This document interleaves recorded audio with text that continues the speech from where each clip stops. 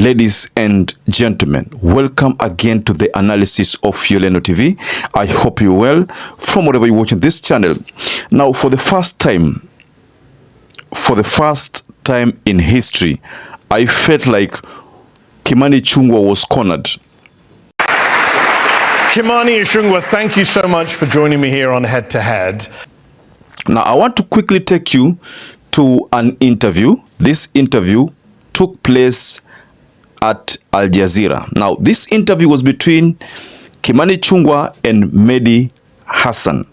Now, for the first time, I never knew that Kenya Kwanza gave 281 promises. Take note of this. 281 promises were made in that manifesto. For the first time, I heard about this number of promises. Chapter after chapter. But you haven't implemented it. That's the problem. It is being implemented. How many of the 281 promises have been implemented? I'll not give you a straight answer of to you. You're the first politician who said to me, I will not give you a straight answer. Just bluntly. I can give you an answer. I've got the answer. It's 14 out of 281 promises. That means 95% of your promises have not been met 2.5 years in. That is your number, MEHDI, not my number. It's not my number. It's the number of Mizalendo, a non-partisan parliamentary monitoring organization in Kenya that tracks all parties. They're saying 14 out of 281. I mean, we can run through some of them. President RUTO said he would give free internet and phone calls to Kenyans. He hasn't. He said he would start an inquiry into cronyism. He has not. He said he would ratify the International Convention Against Enforced Disappearances. He has not. I could go on and on. Kenyans are frustrated because they were lied to during the election campaign. You know, many people know that Kenya Kwanza gave many promises, but very few people know the number of promises which were made. Now, for the first time, I've stumbled upon information from MEHDI Hassan. This MEHDI Hassan is a staff working for JAZEERA. Now, he took Ichungwa in a head-to-head interview, tele-interview, and in that interview, ladies and gentlemen, for the first time again, I felt like Ichungwa could not answer the questions which he was being asked. And he ended up unknowingly confirming that Kenya Kwanza has only delivered 14 promises. 281 promises and only 14 delivered. If you were to look at the number of promises which have not been delivered here, ladies and gentlemen, you get 281 minus, if you remove 14 from 281, you're left with something like 267. That is what has not been delivered. So the big question here is this.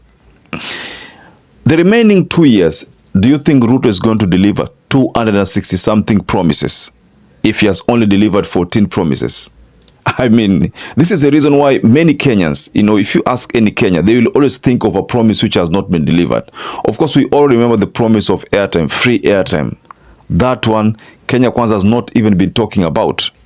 So I would like to take you to a segment of this interview so that you can get to understand these details, what Ichungwa could not respond to and what he was being asked to explain.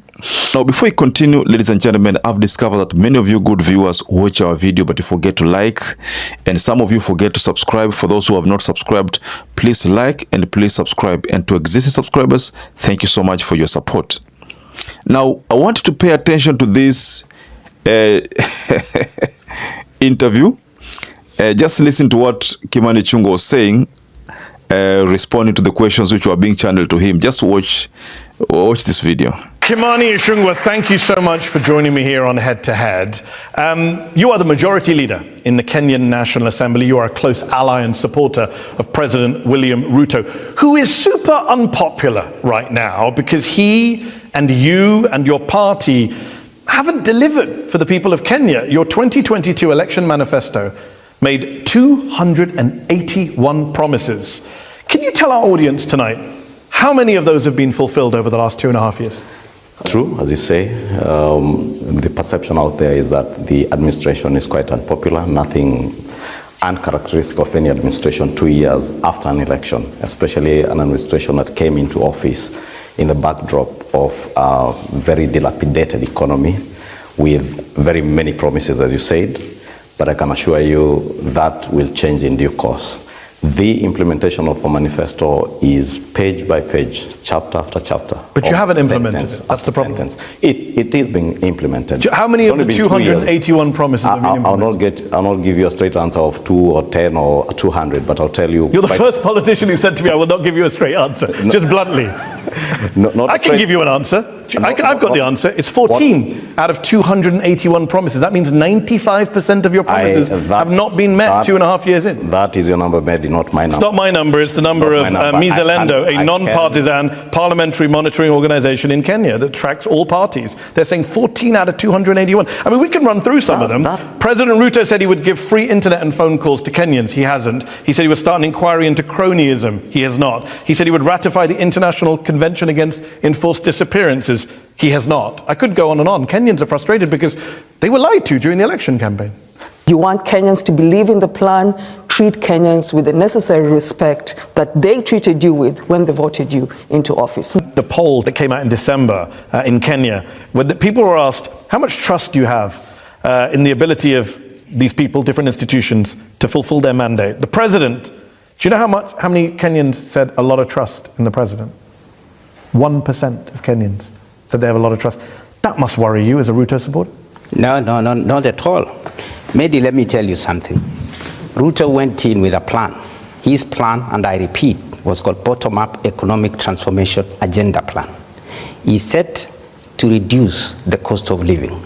He said, I will work on productivity and production in the country.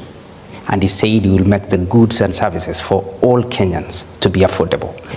Kenya, in August 2022, when the president was coming in, were busy importing maize, sugar, rice, cooking oil, almost importing everything. The government has transformed the sector. In July alone. Moses, with respect, you sound a bit like the Biden administration, where I live in the US, where the economy's great, but the public don't believe you. The public don't trust you. I'm giving you microeconomics. President Ruto, wasn't he a long-standing senior member of the previous government? Well, how do you inherit something you were in? MEHDI. Listen, MEHDI. What am I missing?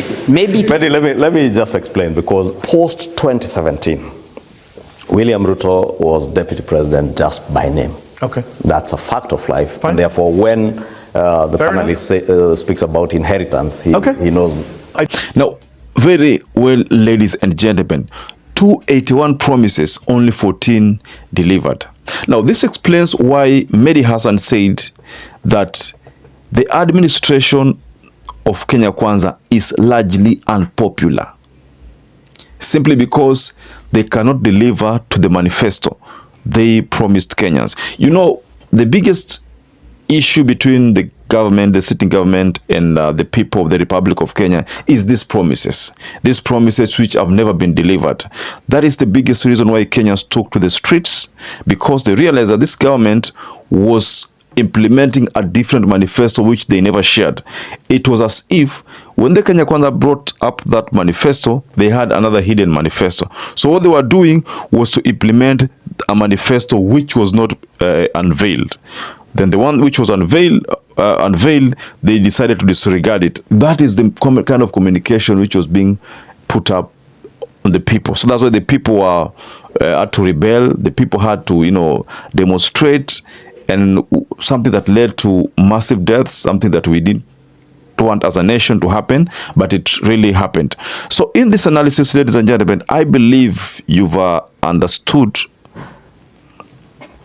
In this analysis, ladies and gentlemen, I believe you've gotten something, a number, which based on Kimani Ichungwa's body language, he did not object that they indeed promised people 281 promise. They made 281 promises. So he did not object that part. What he did is that he simply asked for more time to deliver. So the big question here is, if in the first half they only delivered 14 promises, are they going to deliver even 100 promises in the remainder of the term? Or let's say just 20 promises or 30 promises? Are they going to do it? So that's why you find that the people in the faction led by Rigathi Gachagua wako na hakika kwamba they will unseat William Ruto. Why? Because of this number of promises which they cannot deliver. Ruto could have made all these promises because he wanted to become the president. He could have done that knowing that he was going to ascend to power.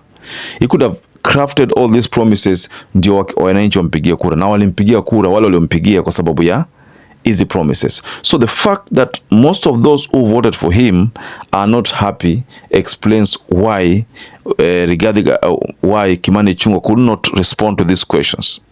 The questions were tough according to him. That is why when he was told that his administration is largely unpopular, he could not object it, because that is the truth, ladies and gentlemen. So just go below in the comment section and you can offer a reaction regarding this interview by MEHDI Hassan of Al Jazeera. Just tell us below the comment section and I'll sure to respond to them, all of them. Perhaps if you're watching this video and you've not subscribed, take 1 second and subscribe, like this video. Until you catch up again, stay safe and stay blessed.